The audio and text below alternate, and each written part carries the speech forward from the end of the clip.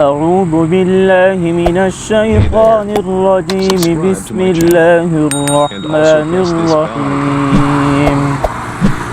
يا أيها الذين آمنوا لا تكونوا كالذين آذوا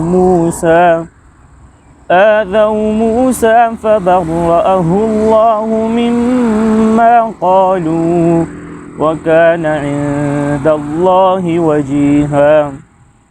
يا أيها الذين آمنوا اتقوا الله وقولوا قولا سديدا يصلح لكم أعمالكم ويغفر لكم ذنوبكم ومن يطع الله ورسوله فقد فاز فوزا عظيما. إنا عرضنا الأمانة على السماوات والأرض والجبال فأبين أن يحملنها